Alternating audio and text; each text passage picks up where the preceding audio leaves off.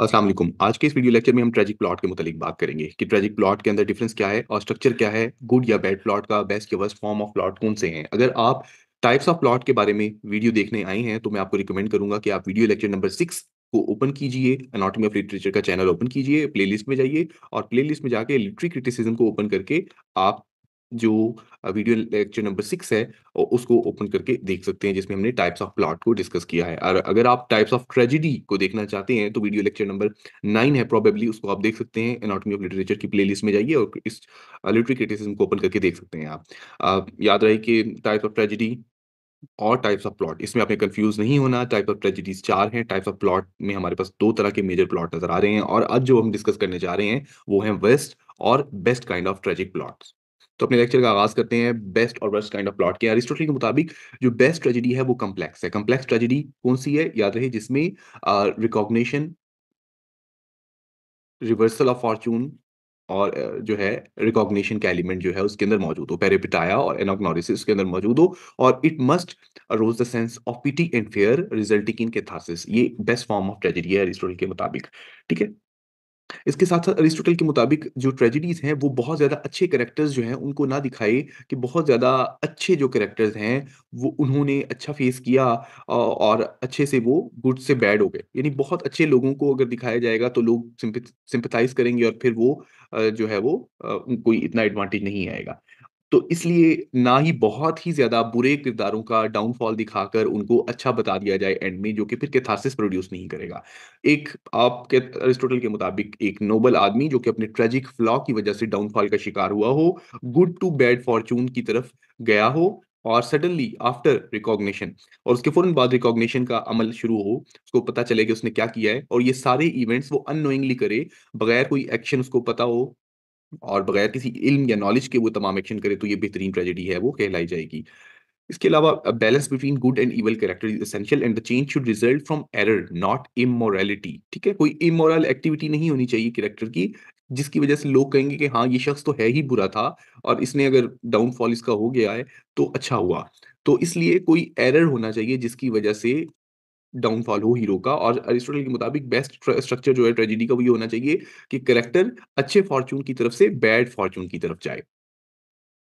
के साथ-साथ अरिस्टोटल कहते हैं कि गुड प्लॉट जो है उसके अंदर good fortune to bad fortune की तरफ जाना है, ना कि जो है वो दूसरी तरफ होना चाहिए। इससे मुराद ये है कि अगर कोई कैरेक्टर बहुत ही बुरा है और एंड पे स्टोरी पे वो बहुत ही अच्छा और नेक बन गया है, तो लोगों को कोई फीलिंग नहीं आएगी, कैथारसिस नहीं होगा और कोई ट्रेजेडी की सक्सेस के लिए एक इम्पोर्टेंट नहीं है। जितनी भी अच्छी ट्रेजेडीज़ हैं अरिस्टोटल के मुताबिक, उसमें ट्रेजिक एक्शंस होना ज़रूरी है, अदरवाइज़ वो ट्रेजेडी नहीं कहलाई जाएगी, वो कॉमेडी कहलाई जाएगी।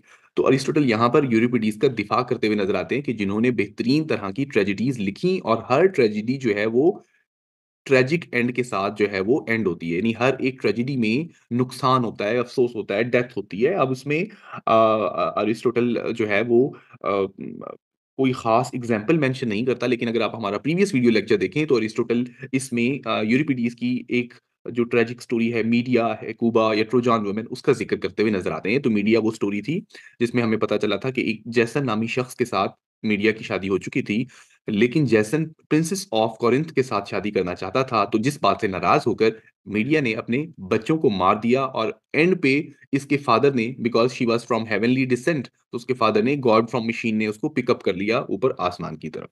तो और जैसन को बहुत नुकसान हुआ कि उसके अपने बच्चे मर गए और वो बुरी तरीके से, और दूसरी तरफ उसने प्रिंसेस ऑफ कोरिंथ को भी मार दिया था ज़हर का एक फ्लीस बेचकर। तो ये हमारे पास जो है एग्ज़ाम्पल है कि tragedy must and with a tragic outcome. Double structure क्या है? अब डबल स्ट्रक्चर से मुराद एक ऐसी ट्रेजेडी जो कि बैक वक़्त हैप्पीनेस भी लेकर आए और सैडनेस भी लेकर आए। अब यहाँ पर डबल स्ट्रक्चर में होमर की ओडिसी की मिसाल दी जा रही है कि सेकंड बेस्ट है, but it lacks the true pleasure of tragedy. इसका मतलब क्या है? इसका मतलब डबल स्ट्रक्चर से मुराद ये है कि अगरचा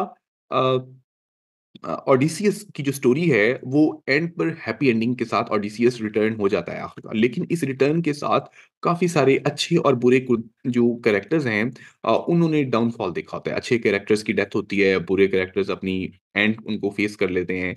लेकिन इसमें ओडेसियस फ़तेयाब होकर आ जाता है। तो ये एक सेकंड बेस्ट है, ये इसको डबल स्ट्रक्चर कहते हैं। लेकिन अरिस्टोटल कहता है कि ये एक sense of pity and fear को जो है वो जो इवोक नहीं करता। तो ये कॉमेडी की तरह की एक फीचर है कि ये तो इसी तरह है कि जहाँ पे एनिमीज़ जो हैं वो एंड पे रिकंसाइल कर गए हैं, किनके साथ? अपने जो है वो फ्रेंड्स के साथ, अपने कंबाइन हो गए। तो यहाँ पर इसके साथ ही वो डबल स्ट्रक्चर के साथ ही वो फिर अरिस्टोटल इलेक्ट्रा की मिसाल देता है, सोफोक्लिस की, क्योंकि वो इलेक्ट्रा को कंपैरेटिवली बेहतर फॉर्म ऑफ जो है ट्रेजेडी समझता है। इलेक्ट्रा के बारे में आप अगर जानते हो, इलेक्ट्रा जो है वो एगामेमनॉन की बेटी थी और इसके भाई का नाम ओरेस्टीस था। और आपको एक मैं एक और बात भी बताना चाहूँगा कि एगामेमनॉन ने ट्रोजन वॉर पे जाने से पहले अपनी बेटी इफिजेनिया की का मर्डर करवाया था, गॉड्स को पेश किया था और उसके गुस्से में उसकी वाइफ़ जो है उसने उसके गुस्से में वापसी पर ट्रोजन की वॉर की वापसी पर उसने एगामेमनॉन का कत्ल करवाया। एगामेमनॉन का कत्ल करवाने के लिए उसने एक ख़ास शख़्स के साथ उसने एक साज़िश की। वो ख़ास शख़्स जो है, जिसके साथ वो उसने जो है वो आप कह सकते हैं कि मिलकर एक एक एक साज़िश रचाई और नतीजतन क्या होता है कि ये जो उसका जो बेटा है ओरेस्टीज़, ये अपनी माँ को भी, एगामेमनॉन की इन्हीं वाइफ़ को भी और वो जो शख़्स जो कि एगामेमनॉन की वाइफ़ क्लाइटेनेस्ट्रा के साथ ज़िंदगी गुज़ार रहा होता है, एजेस्थस, उसको भी मरवा देता है, ठीक है? और इस तरीके से ये एक ट्रेजेडी नज़र आती है हमें। अरिस्टोटल इसकी तारीफ़ करता हुआ दिखाई देता है। अब pitiable actions can be performed knowingly, ऐसे एक्शन जिससे कैथार्सिस जो है इवोक हो, बहुत सारे कैरेक्टर्स अननोइंगली करते हैं, बगैर जान-पहचान के करते हैं, उनको पता नहीं होता वो उनके एक्शंस क्या कॉन्सिक्वेंसेस लेकर आएँगे। अगर कैरेक्टर्स को पता चल जाए कि उनके एक्शंस क्या कॉन्सिक्वेंसेस लेकर आएँगे या वो फुली फ़ैमिलियर हों कि इस एक्शन के बाद क्या नतीजा निकलेगा और फिर वो काम करने से रुक जाएँ, तो वो वर्स्ट फॉर्म ऑफ प्लॉट होंगे। ठीक है? अरिस्टोटल के मुताबिक अगर कोई कैरेक्टर कोई ऐसा काम करने लगे जिससे sense of pity and fear evoke हो रहा हो, दिखाई दे रहा हो, लेकिन फिर वो रुक जाए, वर्स्ट प्लॉट है।